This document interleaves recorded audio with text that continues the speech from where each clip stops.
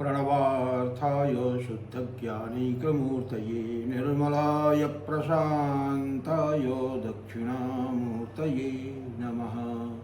चिद्घनायमशेषाय वटमूलनिवासिने सच्चिदानन्दरूपाय दक्षिणामूर्तये नमः।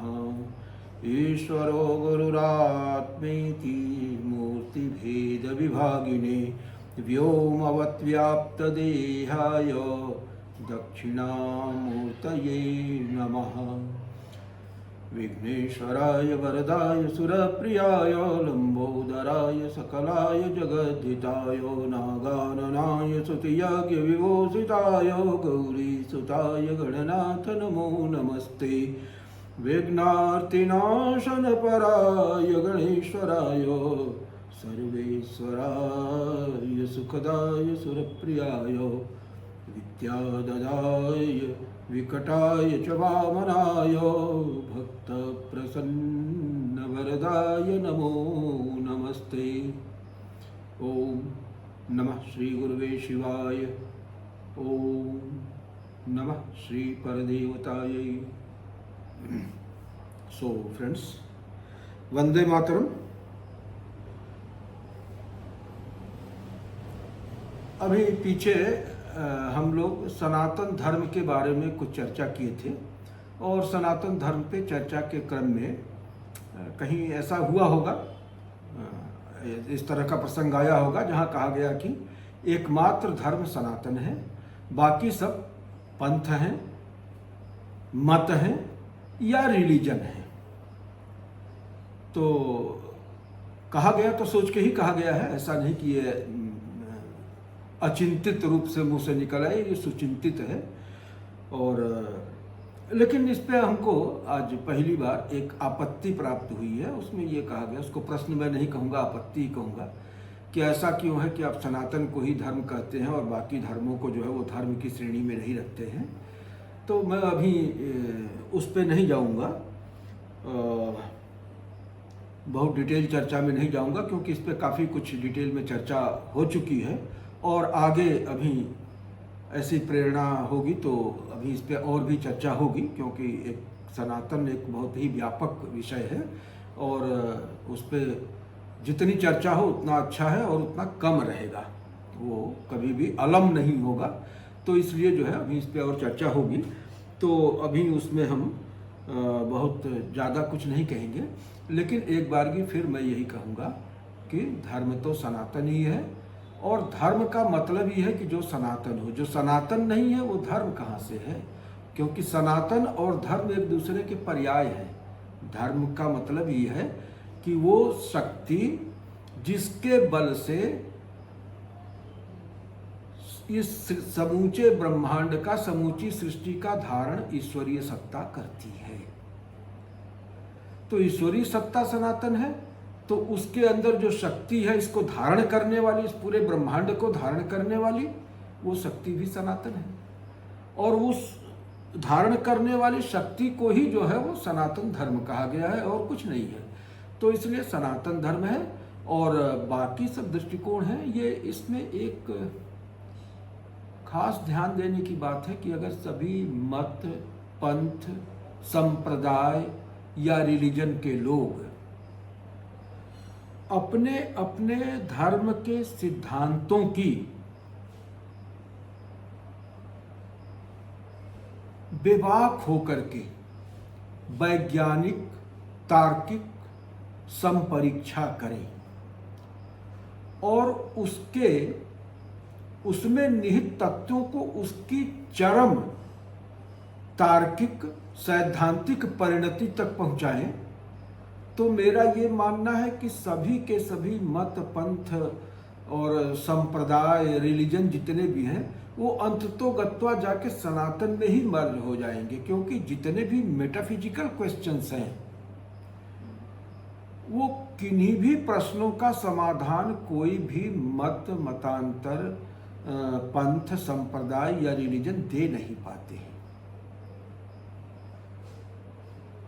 तो इसका मतलब ये हुआ कि उस मत में, संप्रदाय में, पंथ में या रिलीजन में जो भी विचारक चिंतक महात्मा हुए, उन लोगों ने अपने तार्किक परिसीमा के अंतर्गत, अपने आध्यात्मिक स्केल में उन्होंने सत्य को समझने की, उसको परिभाषित करने की, व्याख्यायित करने की कोशिश तो किया, लेकिन चूंकि उनकी तार्किक, बौद्धिक, आध्यात्मिक जो शक्तियां थी, जो क्षमताएं थी, वो सीमित थी, इसलिए वो असीमित तत्व को पकड़ नहीं पाए और बीच में ही जहां तक समझ पाए उसको फाइनल ट्रूथ मान के उन्होंने एक मत का, संप्रदाय का, एक रिलीजन की स्थापना कर दिया।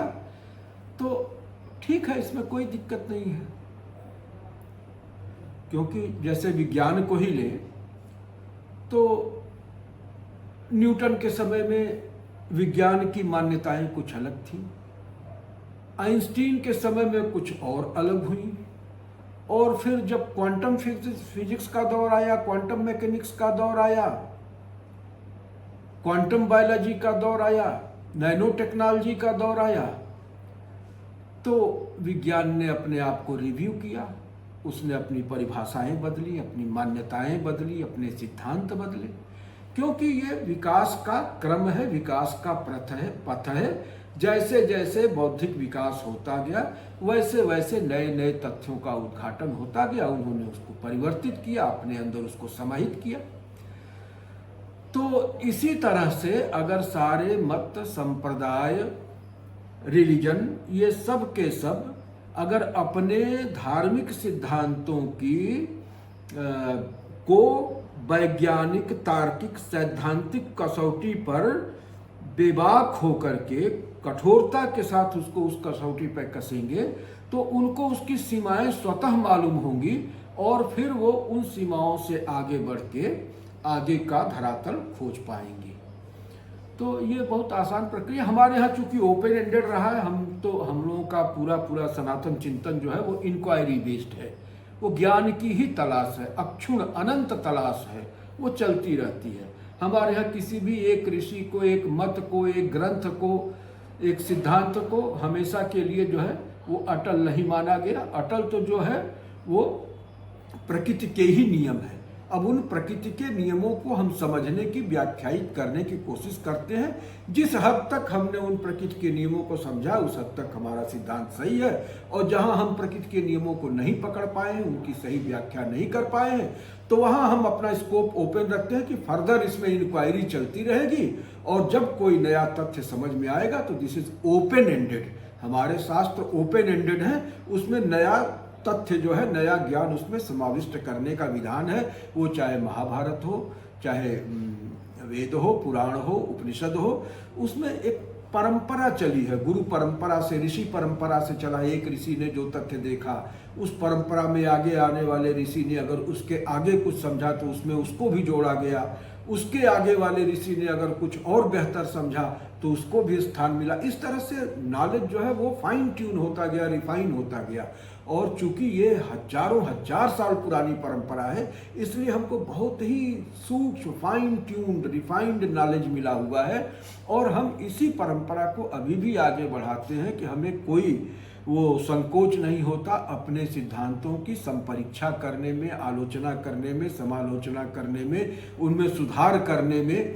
तो अगर अब तो विज्ञान इस स्तर पे पहुंच गया है कि बहुत सारी सी चीज़ें अध्यात्म की, हमारे यहाँ जो सनातन की मान्यताएं हैं, उनको समझने लगा है और उनको जो है सही पाने लगा है, और आगे का मार्ग जो है हमारी ही मान्यताओं में से तलाशने की कोशिश कर रहा है। अब इसके बावजूद भी अगर हम वहीं पे अटके रहें कि हाँ धरती गोल नहीं चपटी है, या सूरज जो है वो स्थिर है, और धरती घूमती नहीं है क्योंकि कोई इसमें आराम फरमा रहा है, तो हमें अपने आप को समय के साथ एक प्रज्ञा का विकास जो है ना, एक अनंत यात्रा है, और जैसे जैसे नए तथ्य जो है प्रमाणित होते जाएंगे, मानवीय बुद्धि उनका आविष्कार करती जाएगी, तो उसको स्वीकार करना, उसको सम्मान के साथ अपने ज्ञान कोश में समाहित करना और उसके आगे की यात्रा को आगे बढ़ाना, ये हमारा कर्तव्य होता है, हमारा दायित्व होता है, न कि एक बिंदु पे बैठे रहें। क्यों भाई किसी चीज़ को अल्टीमेट मान लिए कि ये यही अल्टीमेट है, यही किताब अल्टीमेट है, यही सिद्धांत अल्टीमेट है, जबकि आज व्यवहार में देख रहे हो कि उसमें से कोई भी चीज़ सूट नहीं कर रही है। जहाँ जहाँ नए तथ्यों का उद्घाटन हो रहा है, सब इससे कंट्राडिक्ट कर रहे हैं।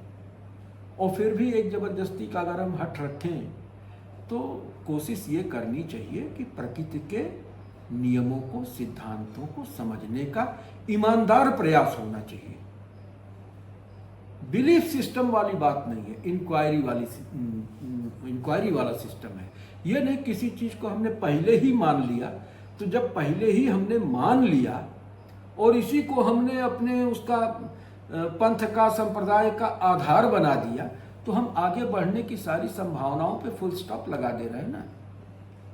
तो बिलीफ से तो बात नहीं होती, जो टेस्टेड होता है। हमारे यहाँ रीजन विद रेवलेशन, जितने भी रेवलेशंस हैं उनको हम अपने उसकी कसौटी पर कसते हैं। ऐसा नहीं कि कोई भी चीज़ कह दी गई है तो उसको हम मान लें, उसको हम तर्क की कसौटी पर, व्यवहार की कसौटी पर हर सिद्धांत को कसते हैं। और जब वो विज्ञान की कसौटी पर, व्यवहार की कसौटी पर, सिद्धांत की कसौटी पर सही उतरता है, हमारे दैनंदिन जीवन में वो घटित होता दिखता है, प्रकृति के नियमों में उसका रिप्लिकेशन दिखता है, तब हम उसको सत्य स्वीकार करते हैं। तो हमारे अंदर ये साहस होना चाहिए कि हम जो है अपने सिद्धांतों को परिमार्जित कर सकें, उनको रिवाइज कर सकें, उनको रिव्यू कर सकें, उनको रिविजिट कर सकें, और जो सही है उसको मजबूती से पकड़िए, जहाँ सुधार की जरूरत है वहाँ सुधार करिए।